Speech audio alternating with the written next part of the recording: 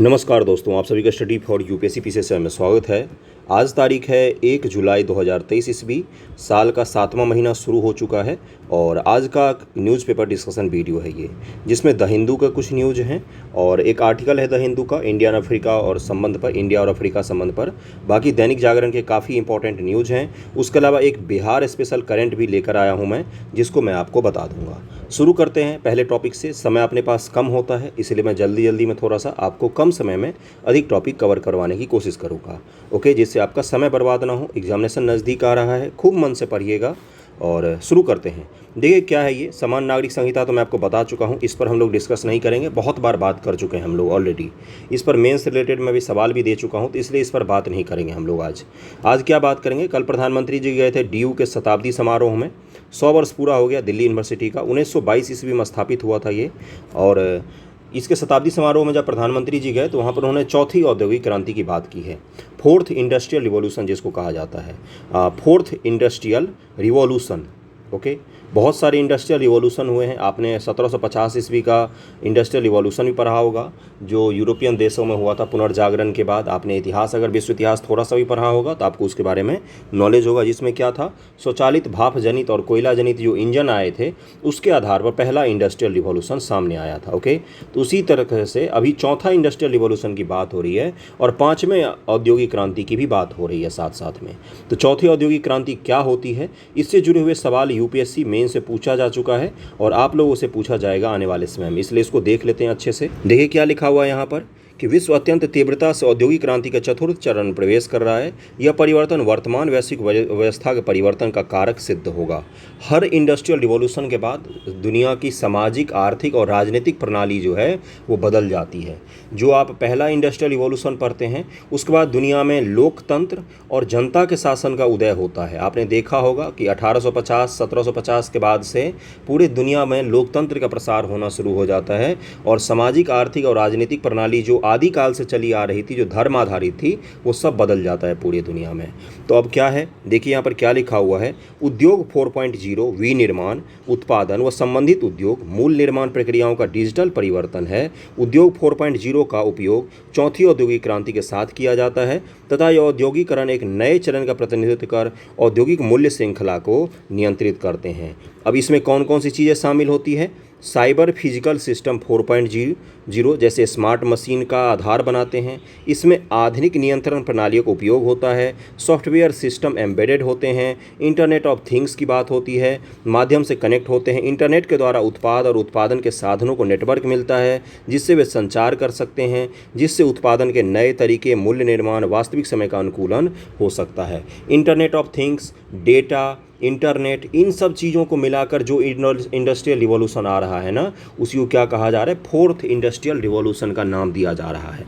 AI वगैरह के जिसमें हम लोग बात करने लग गए हैं, अभी जो मैं आपको पढ़ा रहा हूँ ये फोर्थ इंडस्ट्रियल रिवॉल्यूशन का ही उदाहरण है कि मैं आप तक इंटरनेट के माध्यम से इतनी आसानी से दूर बैठे पहुँच रहा हूँ। ये किसका उदाहरण है, ये फोर्थ इंडस्ट्रियल रिवॉल्यूशन का ही उदाहरण है। अब आगे देखते हैं क्या है, जिससे उत्पादन के नए तरीके, इन सब टेक्नोलॉजी के आधार पर उत्पादन के नए तरीके, मूल्य निर्माण और वास्तविक समय का अनुकूलन हो सकता है। साइबर फिजिकल सिस्टम स्मार्ट कारखानों के लिए आवश्यक क्षमताओं का निर्माण करते हैं। ये वही क्षमताएं हैं जिन्हें हम इंडस्ट्रियल इंटरनेट ऑफ थिंग्स जैसे रिमोट मॉनिटरिंग या ट्रैक एवं ट्रेस के नाम से जानते हैं। इस प्रकार उद्योग 4.0 मशीन लर्निंग या कृत्रिम बुद्धिमत्ता को संदर्भित करता है। मशीन लर्निंग का क्या मतलब होता है कि आप कैमरा खोल कर किसी फूल पर डालें तो वो आपको ये बता दे कि कौन सा फूल है, तो ये इसको क्या कहा जाता है, इसको मशीन लर्निंग टेक्नोलॉजी कहा जाता है। थोड़ा बहुत भी अगर आप कंप्यूटर के बारे में जानते होंगे तो समझ गए होंगे कि मैं आपको क्या बता रहा हूँ। सोचिए कैमरा के पास इतना नॉलेज कहाँ से आ गया कि वो ये पहचान ले कि ये इंसान है और ये फूल है, या ये मशीन है, या ये साइकिल है। ये क्या कहलाता है, इसको मशीन लर्निंग कहा जाता है। इस चीज़ का ध्यान में रखेंगे। AI, machine learning, data, internet of things कई सारे लोग नहीं समझ पा रहे होंगे। आईओटी जैसे आजकल के समय में क्या हुआ ना, स्मार्ट गैजेट आने लग गए हैं, जैसे वॉशिंग मशीन से लेकर, गीजर से लेकर खाना बनाने की मशीन से लेकर सब कुछ स्मार्ट होते हैं घर तक। आप फ़ोन के थ्रू में क्या कर सकते हैं, अपने घर से दूर बैठे बैठे घर का बिजली, पंखा, एसी और कूलर सब कुछ मैनेज कर सकते हैं दूर से बैठे बैठे। घर का लॉक बंद कर सकते हैं। ये सभी कुछ क्या कहलाता है, इंटरनेट ऑफ थिंग्स कहलाता है। कई सारे उन्नत टेक्नोलॉजी इतने आ गए हैं कि आप उठेंगे उससे पहले ही आपका जैसे घड़ी का अलार्म बजेगा तो उससे पहले गीजर ऑन हो जाएगा जिससे पानी गर्म हो जाता है, उससे पहले टोस्टर में ब्रेड टोस्ट हो जाता है और सब कुछ अपने आप होने लग जाता है। इसको क्या कहा जाता है, इंटरनेट ऑफ थिंग्स कहा जाता है। ये थिंग्स का मतलब क्या होता है, सामान। हर सामान इंटरनेट से जुड़ने लग जाएगा धीरे धीरे। ओके, चतुर्थ औद्योगिक क्रांति का स्तंभ कौन कौन से हैं? देखिए, हर औद्योगिक क्रांति का एक स्तंभ होता है। पहले औद्योगिक क्रांति का स्तंभ क्या था, कोयला और भाप आधारित इंजन। ये क्या था, पहले औद्योगिक क्रांति का स्तंभ था। अब ये क्या है, यह मुख्य रूप से इंटरनेट ऑफ थिंग्स के उपयोग के माध्यम से कारखानों के डिजिटलीकरण या स्वचालन पर आधारित है। इसके अलावा इसे साइबर भौतिक प्रणालियों के साथ जोड़ा जाएगा। ये सिस्टम स्वायत्त प्रकार के सिस्टम होंगे जिसमें स्वयं निर्णय लेने की क्षमता होगी। इन्हें मशीन लर्निंग को लागू करना होगा। इसमें वास्तविक समय में डेटा भी एकत्र करेगा जिसका विश्लेषण वो क्लाउड में सहेजा जाएगा। ये सब क्या होंगे, ये इंटरनेट ऑफ, ये चौथी औद्योगिक क्रांति के स्तंभ होंगे। Internet of things, clouds, internet, data, डिजिटलीकरण, स्वचालन यानी कि ऑटोमेशन जिसको कहा जाता है। इन्हीं 4-5 स्तंभ पर क्या आधारित होगा, आपका चौथी औद्योगिक क्रांति आधारित होगी, है ना। इंडस्ट्रियल रिवॉल्यूशन 4.0 आधारित होगी। अब क्या है, उद्योग 4.0 निम्न आधारों पर निर्भर होगा। Internet of things, big data, data analytics, संवर्धित वास्तविकता यानी कि वास्तविक दुनिया का एक आभासी प्रतिबिंब जिसको आप क्या कहा जाता है, वर्चुअल जो आप देखते हैं चीज़ें, उसी के बारे में बात हो रही है। साइबर स्पेस, सहयोगी robot, additive manufacturing, cloud computing, artificial intelligence, 5G network, ये सभी किस पर आधारित होंगे, ये सभी आधार बनाएंगे किसका, इंडस्ट्रियल रिवॉल्यूशन 4.0 का। सोचिए, अमेरिका में बैठा कोई डॉक्टर भारत में सर्जरी कर सकता है इंटरनेट के मदद से, तो ये किस में आ जाएगा, ये 4th इंडस्ट्रियल रिवॉल्यूशन में आ जाएगा। आप घर से बैठे बैठे सभी काम को अंजाम दे सकते हैं, ये किस में आ जाएगा, ये 4th इंडस्ट्रियल रिवॉल्यूशन में आ जाएगा।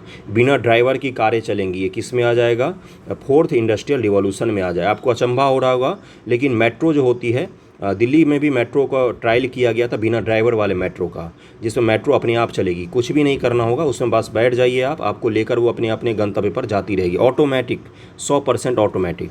तो ये सब किसके उदाहरण होते हैं, इंडस्ट्रियल रिवॉल्यूशन 4.0 के उदाहरण है। औद्योगिक क्रांति 4.0 राज्यों और विश्व व्यवस्था की शक्ति को कैसे प्रभावित करेगा? देखिए कि यहाँ पर क्या लिखा है, इन्होंने एक फार्मूला दिया, P = C+E+M × S × P = राज्य शक्ति है, जनसंख्या है, आर्थिक क्षमता है, सैन्य क्षमता, राज्य का राजनीतिक उद्देश्य है, और W क्या है, राष्ट्रीय रणनीति को आगे बढ़ाने की इच्छा शक्ति है। ये सब फार्मूला मत याद रखिएगा, फोकट का आप कन्फ्यूज हो जाएंगे। कारकों की दशा उपयोग के तरीके क्या हैं, कोई देश अपने राज्य संसाधन, भूमि, श्रम, पूंजी, ज्ञान का उपयोग कैसे करेगा तथा उस देश के द्वारा किन संसाधनों का उपयोग किया जाता है। अगला क्या है, चतुर्थ औद्योगिक क्रांति की संभावनाओं को भुनाने के लिए राज्य की जनसंख्या किस प्रकार शिक्षित होते हैं और उनके पास श्रम को प्रशिक्षित और उपयोग करने की कौन सी रणनीति है। जैसे पहला जब इंडस्ट्रियल रिवॉल्यूशन आया था उसमें क्या था, कामगारों की ज़रूरत पड़ी थी, हमें मशीन ऑपरेटर्स की ज़रूरत पड़ गई थी, और मशीन चलाने वाले, उसकी देखरेख करने वाले, रिपेयरिंग करने वाले लोगों की ज़रूरत पड़ी थी। अब 4th इंडस्ट्रियल रिवॉल्यूशन में क्या होगा, यहाँ छोटे मोटे पढ़े लिखे लोगों का सारा काम खत्म हो जाएगा, क्योंकि यहाँ पर हाईली क्वालिफाइड आदमी चाहिए जो इन चीज़ों को ऑपरेट करना समझ वाला होना चाहिए, टेक्निकल फील्ड का आदमी होना चाहिए, यानी कि हमारे पास शिक्षित जनसंख्या होनी चाहिए। अनस्किल्ड लोगों का काम खत्म हो जाएगा धीरे धीरे इंडस्ट्रियल रिवॉल्यूशन 4.0 में। संसाधनों को आधुनिक, आर्थिक व सैन्य संसाधनों बदलने की राज्य की क्षमता, जिसमें बाहरी स्थान पर आर्थिक और सैन्य गतिविधियों का विस्तार भी शामिल है। विश्व व्यवस्था की नई स्थिति में लाभकारी तरीके से भाग लेने के लिए कूटनीति और विदेशी संबंधी का उपयोग करने की दक्षता और प्रभावशीलता, नेतृत्वकर्ताओं के निर्माण क्षमता तथा लोगों के व्यवहार को प्रभावित करने के बिंदु तक सूचना उत्पन्न व प्रसारित करने की क्षमता भी है इसमें। जैसे आपने सुना होगा कि डेटा की मदद से अमेरिका का जो इलेक्शन था उसको मैनिपुलेट कर दिया गया था, आपको भी मैनिपुलेट किया जाता है, अलग अलग नेताओं के वैश्विक छवि को आपके सामने क्रिएट किया जाता है, जबकि वो नेता होते हैं चोर, असल में उनके गरीबों से मिलने की छवि को क्रिएट किया जाता है।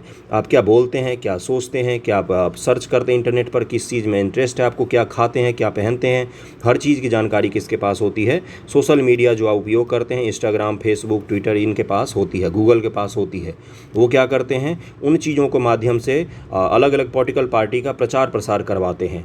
आपके यूट्यूब पर आप कुछ दिनों बाद जैसे ही इलेक्शन शुरू होगा देखिएगा अलग अलग पार्टियों के प्रचार प्रसार दिखने लग जाते हैं। आपको जिस तरह की एक वीडियो अगर आप थोड़ी देर देख लेंगे तो उसी प्रकार के सारे वीडियो आपके सजेशन में आने लग जाते हैं। तो ये सब किसके माध्यम से होता है?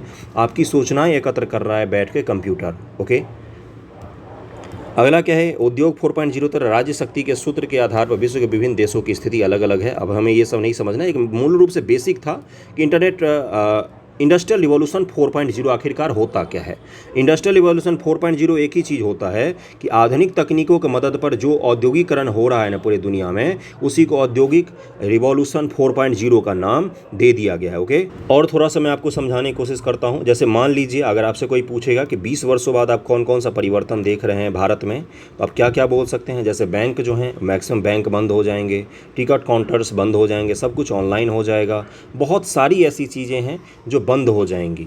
समझ रहे हैं ना? तो ये क्या कहलाता है? ये भी एक रिवॉल्यूशन है। इंडस्ट्री पूरा का पूरा बदल रहा है, उद्योग बदल रहा है, और उद्योगों को बदलने की चौथी पीढ़ी है ये। इससे पहले 3 बड़े परिवर्तन हो चुके हैं। ओके, अब हम चौथी परिवर्तन की तरफ बढ़ रहे हैं, उसके बाद 5वां परिवर्तन भी आएगा। अगले टॉपिक पर चलते हैं। अगला टॉपिक काफ़ी ज़्यादा इंपॉर्टेंट है, यहाँ पर मैं दिखा देता हूँ, इसमें कुछ खास नहीं है। देखिए पीटी फैक्ट है ये। माई होम इंडिया ने संथाल विद्रोह के बलिदानों को किया याद। भाजपा के राष्ट्रीय महासचिव BL संतोष ने कहा केंद्र सरकार ने जनजातीय उत्थान के लिए काम किया है। देखिए क्या लिखा हुआ है, 1855-56 तक चले संथाल विद्रोह बलिदान के समय शुक्रवार को हूल दिवस मनाया गया। यही मुझे बताना था, हूल दिवस किसके सम्मान में मनाया गया है? तो ये मनाया गया संथाल विद्रोह के सम्मान में मनाया गया है। 1855-56 में चला था संथाल विद्रोह। सिद्धू कानू चैन भैरव का नाम आपको पता होगा, चारों भाई थे, खूब लड़े थे वहाँ पर। और क्या है, इस मौके पर my home India constitution club में आयोजित कार्यक्रम में भाजपा का राष्ट्रीय संगठन, अब हमें इस पर नहीं जाना है, हमें किसका ध्यान रखना है? बस हूल दिवस के बारे में मुझे बताना था। ये किसके सम्मान में मनाया गया है? तो ये संथाल विद्रोह के सम्मान में मनाया गया है। ओके, बाकी संथाल विद्रोह तो आप लोग डिटेल में पढ़े हुए हैं, आपको पता होगा उसके बारे में। एक और पीटी फैक्ट बता देता हूँ, फिर हम अगले न्यूज़ पर चलेंगे जिसको काफ़ी ज़्यादा डिटेल में डिस्कस करना है। आज मैं आपको विश्व बैंक के बारे में डिटेल बताऊँगा, और विश्व बैंक और IMF से संबंधित सवाल बहुत बार पूछे गए हैं, पीटी में भी, मेंस में भी पूछे जाते, तो उसको ज़रूर देखिएगा वीडियो को अंत तक। क्या है, ये त्यौहार मनाया जाता है गोवा में। गोवा के चिखल कालो ये उत्सव होता है गोवा में, है ना। क्या है ये? गोवा के मार्सेल गांव में भगवान कृष्ण के बचपन का जश्न मनाने वाले पारंपरिक मिट्टी का त्यौहार चिखल कालो उत्सव के दौरान कीचड़ में खेलते प्रतिभागी किसका बनाया जाता है? तो सबसे पता ही है, सबसे अद्भुत बचपन किसने जिया? तो भगवान कृष्ण जी का है। तो उन्हीं के बचपन के त्यौहार को मनाने के लिए क्या नाम है उसका? चिखल कालो उत्सव नाम है, और इसी को मनाने के लिए लोग वहाँ पर मिट्टी से खेलते हैं। ओके, ये ध्यान में रहेगा। किस राज्य में मनाया जाता है ये? तो अपने गोवा राज्य में मनाया जाता है, और ये 150 वर्ष पुरानी परंपरा है। इसका संबंध भगवान कृष्ण के बाल रूप में वृंदावन में अपनी मित्र मंडली के साथ खेलने से है, और बस इसको ध्यान में रखेंगे। चिखल कालो कहाँ का खेल है ये? तो गोवा का है, और ये भगवान कृष्ण के बचपन का जो खेल था उसी के याद में मनाया जाता है। 150 वर्षों से मनाया जा रहा है। अगला न्यूज़ जो है आपका वो काफ़ी ज़्यादा इम्पोर्टेंट है। मैंने उस दिन बताया था कि राष्ट्रीय अनुसंधान संस्थान खोला जा रहा है भारत में, वेरी वेरी इम्पोर्टेंट। इसका विधेयक पेश किया जाएगा मानसून सत्र में।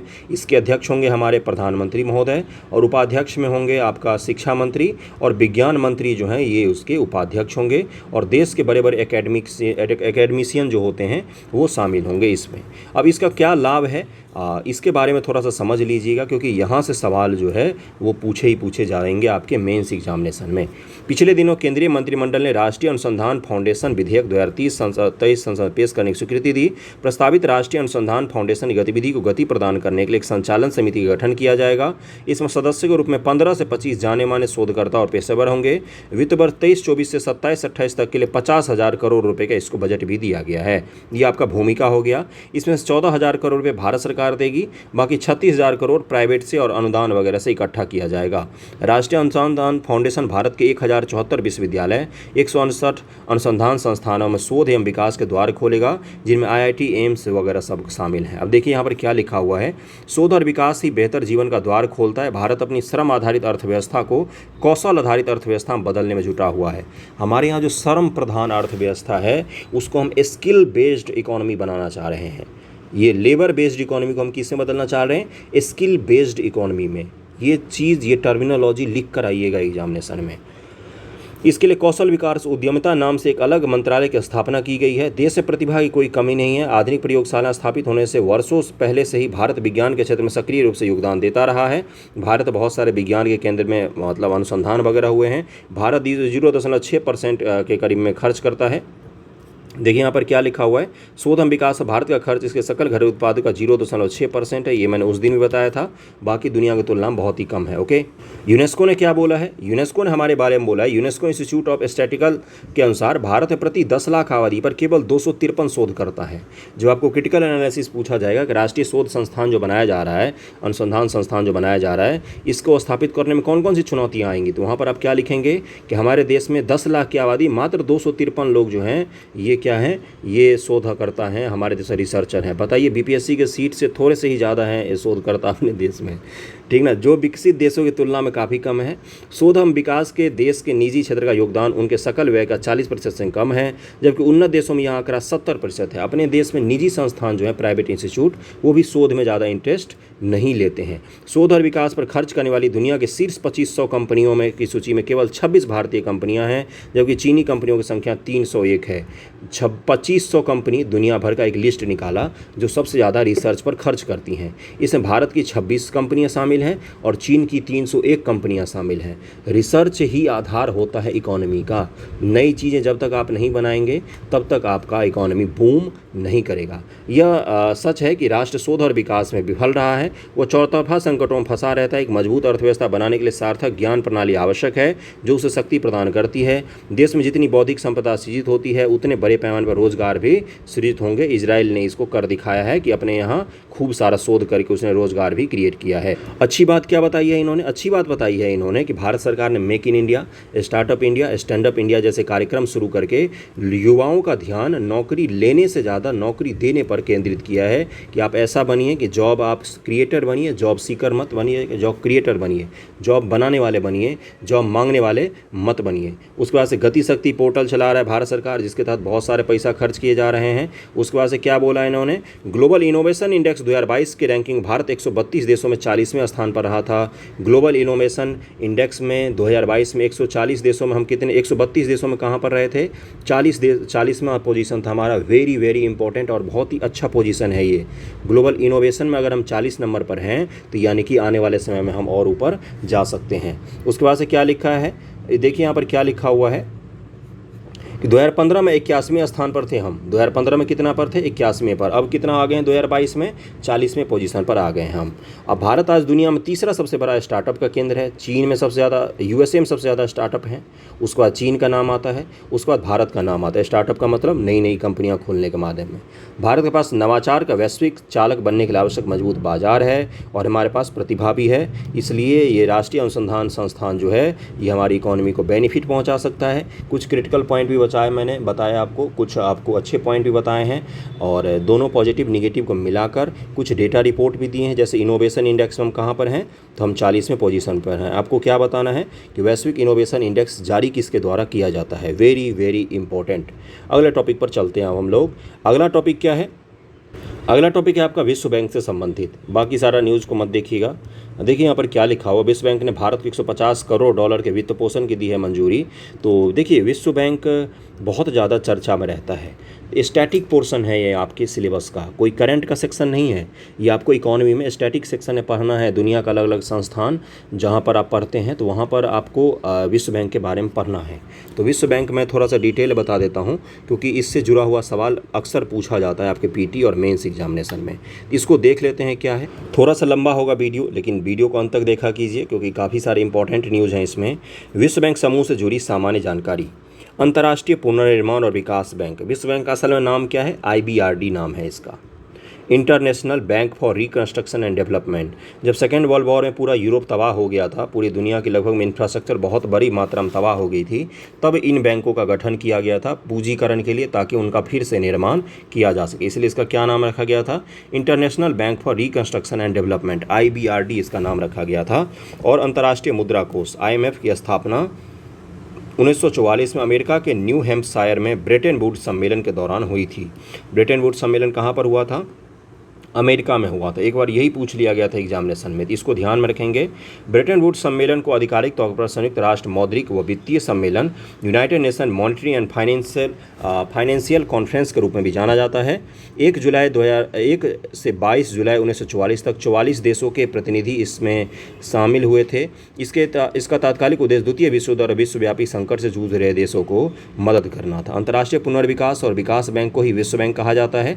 इसका मुख्यालय अमेरिका की राजधानी वाशिंगटन डीसी में है। विश्व बैंक संयुक्त राष्ट्र से जुड़ी एक अहम संस्था है। यह कई संस्थानों का समूह है, इसलिए इसे विश्व बैंक समूह भी कहा जाता है। वर्तमान विश्व में 189 सदस्य हैं। विश्व बैंक का सदस्य बनने के लिए किसी भी देश को पहले अंतर्राष्ट्रीय वित्त निगम का सदस्य बनना जरूरी होता है। दोनों में अंतर क्या है? विश्व बैंक नीति सुधार कार्यक्रम और परियोजनाओं के लिए ऋण देता है, जबकि अंतर्राष्ट्रीय मुद्रा कोष केवल नीति सुधार कार्यक्रम के लिए ही ऋण देता है। इन दोनों संस्थाओं में एक अंतर यह भी है कि विश्व बैंक केवल विकासशील देशों को ऋण देता है, जबकि अंतर्राष्ट्रीय मुद्रा कोष के संसाधनों का इस्तेमाल निर्धन देश राष्ट्रों के साथ साथ धनी देश भी कर सकते हैं। इन दोनों में डिफरेंस जरूर ध्यान में रखिएगा। और वही लोग IMF के सदस्य बन सकते हैं जो पहले विश्व बैंक के सदस्य होते हैं। IMF का सदस्य बनने के लिए आपको पहले वर्ल्ड बैंक का सदस्य बनना ही पड़ता है। इसको आप जरूर ध्यान में रखिएगा, ये एक बार पूछा गया था। इसका मुख्य उद्देश्य राष्ट्रों को पुनर्निर्माण और विकास कार्यों में आर्थिक सहायता देना है। यह एक अग्रणी विकास संस्थान है जो विकासशील देशों में गरीबी से लड़ने तथा सतत विकास को बढ़ावा देने के लिए ऋण, गारंटी, जोखिम प्रबंधन, उत्पाद, विश्लेषणात्मक तथा सलाहकार सेवाएं देने का काम करता है। इसके सदस्य देश संयुक्त रूप से इसके लिए जिम्मेदार होते हैं कि कैसे इसका वित्त पोषण किया जाता है और इसका पैसा कैसे खर्च किया जाता है। विश्व बैंक का प्रयास सतत गरीबी में कमी के उद्देश्य से सहस्त्राब्दी विकास लक्ष्यों तक पहुंच पर केंद्रित करना है। मोटा मोटी क्या बोल रहा है कि SDG वगैरह में भी खूब मदद करता है ये।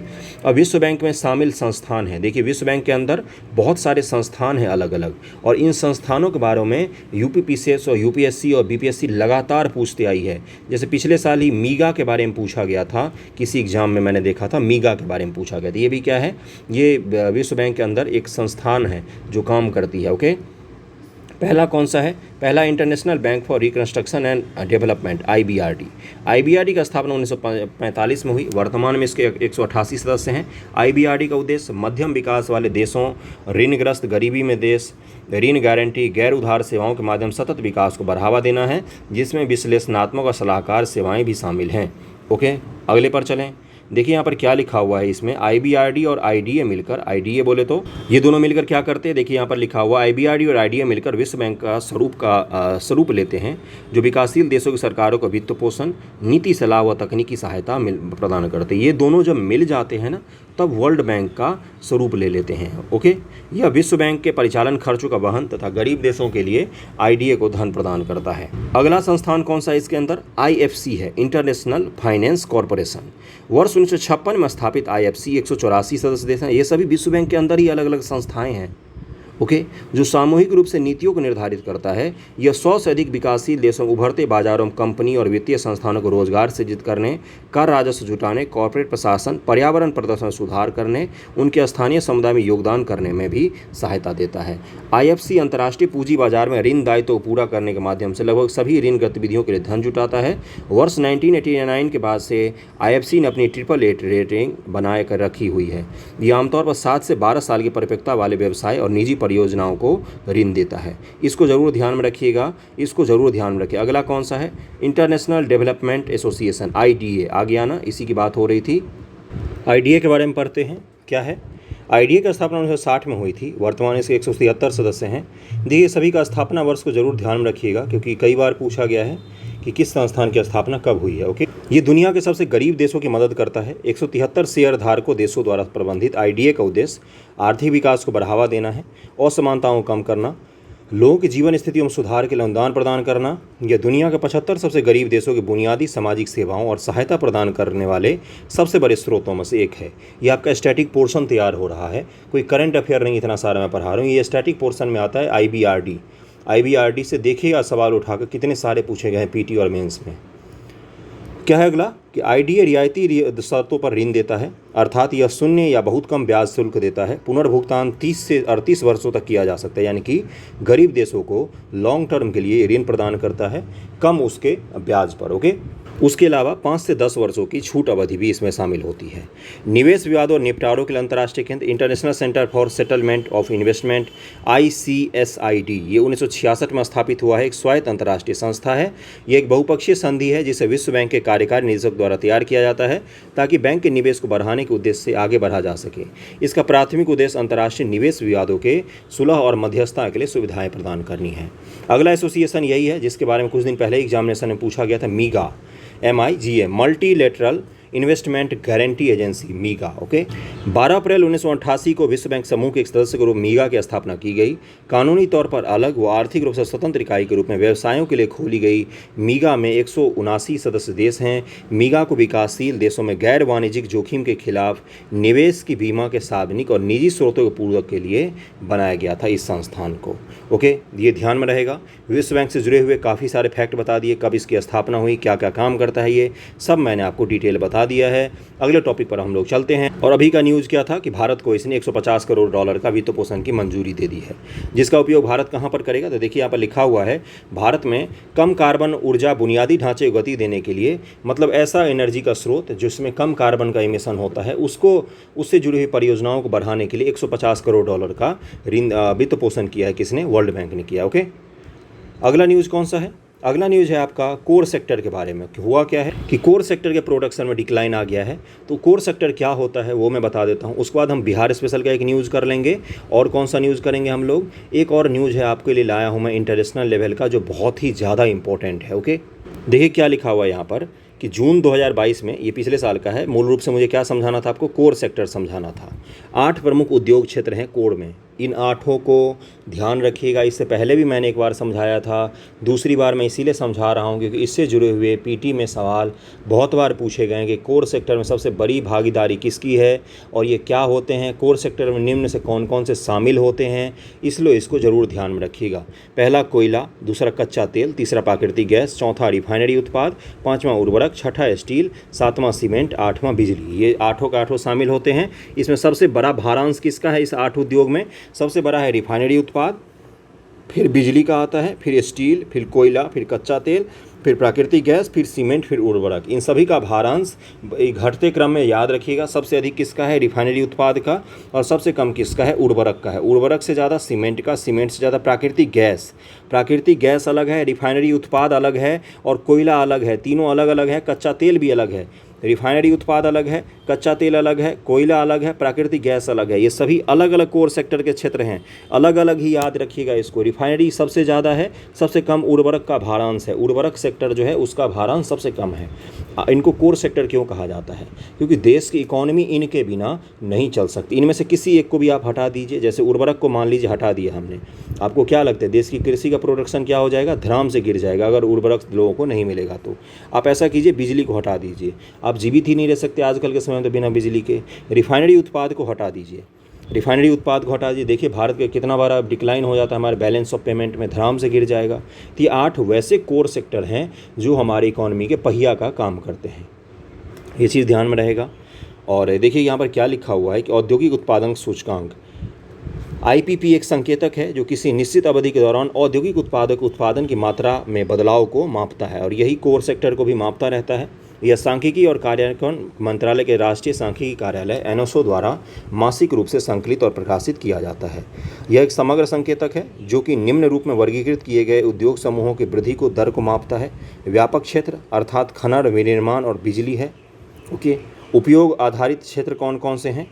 तो मूलभूत वस्तुएं, पूंजीगत वस्तुएं, मध्यवर्ती वस्तुएं। IPP के आधार वर्ष 2011-12 को निर्धारित किया गया है। ये आधार वर्ष होता है, इसी के आधार पर हम ग्रोथ को नापते हैं कि कितना ज़्यादा ग्रोथ हो रहा है या डिक्लाइन हो रहा है। तो इन 8 क्षेत्रों को याद रखिएगा। देखिए यहाँ पर क्या लिखा हुआ है कि औद्योगिक उत्पादन सूचकांक में शामिल मदों के भारांक का 40.27% शामिल होता है इसमें। ओके, अपने भारांश के घटते क्रम में 8 प्रमुख उद्योग इस प्रकार से हैं, इनको भी ध्यान में रखेंगे। अगले टॉपिक पर चलते हैं। बिहार स्पेशल से जुड़ा हुआ न्यूज़ है। देखिए क्या लिखा हुआ है यहाँ पर कि 29 जून 2023 को बिहार की राजधानी पटना के राजवंशी नगर में स्थित लोकनायक जयप्रकाश नारायण LNJP हड्डी अस्पताल के निदेशक डॉक्टर सुभाष चंद्र ने बताया कि हड्डी रोगियों के लिए बेड की कमी के मद्देनजर पटना में देश के दूसरे सबसे बड़े हड्डी अस्पताल का निर्माण का काम शुरू हो गया है और ये 400 बेड का होगा। देश का दूसरा सबसे बड़ा हड्डी अस्पताल का निर्माण कहाँ पर किया जा रहा है? तो अपने राज्य की राजधानी पटना में किया जा रहा है। राजधानी पटना के राजवंशी नगर में स्थित LNJP हड्डी अस्पताल में 400 बेड के अस्पताल के अलावा एक स्पाइन अस्पताल का भी निर्माण शुरू किया गया है। ऐसे मरीजों को LNJP अस्पताल में ही सुपर स्पेशलिटी सुविधाएं उपलब्ध हो जाएंगी और उनको इधर उधर नहीं भटकना पड़ेगा। क्या है राज्य का पहला? क्या है देखिए यहाँ पर क्या है उल्लेखनीय है। राज्य का पहला और देश का दूसरा सबसे बड़ा हड्डी स्पाइन का अस्पताल होगा। इससे बड़ा हड्डी हरियाणा गुड़गांव में इससे बड़ा अस्पताल हड्डी का कहाँ पर है? तो अपने गुरुग्राम में है, हरियाणा के गुरुग्राम में है। और देश का दूसरा सबसे बड़ा हड्डी अस्पताल कहाँ पर बन रहा है? तो बिहार के राजधानी पटना में बनाया जा रहा है। ये देख लीजिए। और यही था आज का बिहार स्पेशल में। एक एक न्यूज़ मैं रोज़ कवर करवाता हूँ। एक और न्यूज़ है बिहार का जिसको मैं आपको बता देता हूँ, काफ़ी ज़्यादा इंपॉर्टेंट है इसलिए मैंने इसको भी रखा था। मैंने सोचा था कि अंत बताऊँगा लेकिन मैंने सोचा बता ही देता हूँ। बिहार के लिए वरदान साबित होगा गंडक गंगा नदी जोड़ो परियोजना। गंडक और गंगा नदी को जोड़ने का परियोजना चलाया जा रहा है। गंडक किन किन जिलों से बहती है ये आपको मुझे कमेंट करके बताना है क्योंकि बहुत इंपॉर्टेंट है वो। देखिए क्या लिखा हुआ है। 29 जून 2023 को बिहार के सूचना और जनसंपर्क सह जल मंत्री संजय कुमार झा ने बताया कि मुख्यमंत्री नीतीश कुमार के निर्देशन पर शुरू होने वाली गंगा और गंडक नदी जोड़ो परियोजना, ट्विंग ट्विस्टर है थोड़ा सा, गंडक और गंगा इन दोनों को जोड़ा जाएगा। बहुत इंपॉर्टेंट है ये। देखिए क्या लिखा हुआ है। योजना राज्य के गोपालगंज, सिवान, सारण जिलों के लिए वरदान साबित होगा। ये चीज़ तो क्लियर हो गया होगा।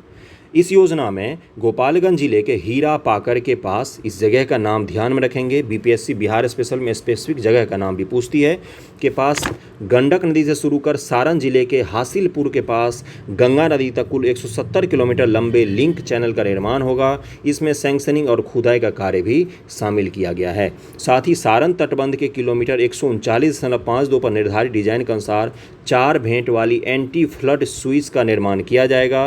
योजना की प्रकलित राशि 69 करोड़ 89 लाख और 79 हज़ार रुपये तय किया गया है। मतलब कि गंगा और गंडक नदी को जोड़ा जाएगा। इस नदी जोड़ो योजना से गोपालगंज जिले के गोपालगंज, माझा, बरौनी और सिवान जिले के बहरियार, गोरिया कोठी और इन सब जगहों को लाभ पहुंचेगा। इस क्षेत्र में भूजल स्तर में सुधार, पर्यावरण संतुलन के लिहाजा से भी महत्वपूर्ण योजना साबित हो गई है। विदित है कि नेपाल में हाई डैम नहीं बना है। जब तक हाई डैम नहीं बन जाता बिहार के नदियों के पानी का कंट्रोल नहीं किया जा सकता। नेपाल में यदि हाई डैम बन जाता है तो बिहार में कोसी, कमला, बागमती, गंडक नदी का अधिकतर क्षेत्र बाढ़ मुक्त हो जाएंगे। राज्य के पश्चिमी चंपारण जिले में गंडक नदी के वाल्मीकि नगर बैराज से निकलने वाली नहरों की संख्या बढ़ाकर सिंचाई क्षमता बढ़ाई जाएगी और जल संसाधन विभाग इसका आकलन कर योजना तैयार करेगा। इसका उद्देश्य गंडक नदी के पानी का अधिकतम उपयोग सिंचाई में किया जाना है। साथ ही इससे गंडक नदी में हर साल आने वाली बाढ़ से भी सुरक्षा हो सकेगी। तो इसको जरूर ध्यान में रखिएगा। गंगा और गंडक नदी को जोड़ने का परियोजना चलाया जाएगा और जगह का भी नाम बता दिया है मैंने, किलोमीटर भी बता दिया है मैंने। अगले न्यूज़ पर हम लोग चलते हैं। देखिए BBC का न्यूज़ है और ये बहुत ही ज़्यादा इंपॉर्टेंट है। ये PT के लिए तो मैं बहुत अति महत्वपूर्ण मानता हूँ मैं इसको। ये कंपनी अंतरिक्ष पर्यटन की कर रही है शुरुआत। अंतरिक्ष पर्यटन की शुरुआत पहली बार हो चुकी है। एक प्राइवेट कंपनी ने शुरू कर दिया है अंतरिक्ष में लोगों को ले जाना और पर्यटन भी शुरू हो गया है। देखिए 27 जून 2023 का न्यूज़ है और ये पर्यटन भी हो गया है। सफलतापूर्वक ये पर्यटन संभव हो पाया है। 4 यात्री को लेकर गए थे ये लोग।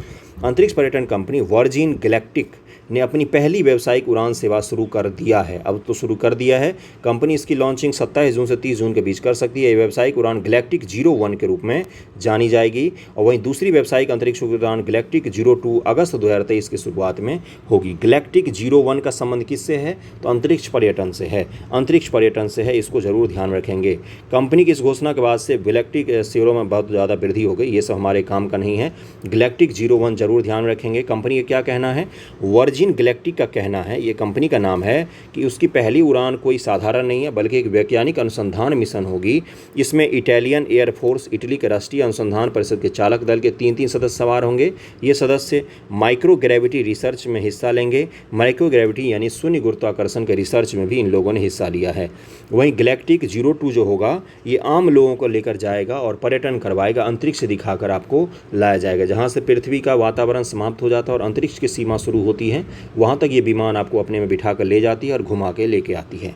कैसी हुई है तैयार, अब हमें इन सब चीज़ों पर नहीं जाना है। गैलेक्टिक 01 को नाम ध्यान में रखेंगे और गैलेक्टिक वर्जिन कंपनी का भी ध्यान रखेंगे नाम, और यहाँ से सवाल पूछे जाएंगे तो आप उसको आसानी से कर सकते हैं। तो आज का अपना लेक्चर यहीं तक था। बहुत सारे न्यूज़ मैंने कवर किए हैं और भी इंपॉर्टेंट न्यूज़ आने वाले दिन में आपको मिलेंगे। थोड़ी देर में एडिटोरिया, करंट अफेयर और ज्योग्राफी और हिस्ट्री का MCQ भी अपलोड होगा। थैंक यू सो मच आप सभी का।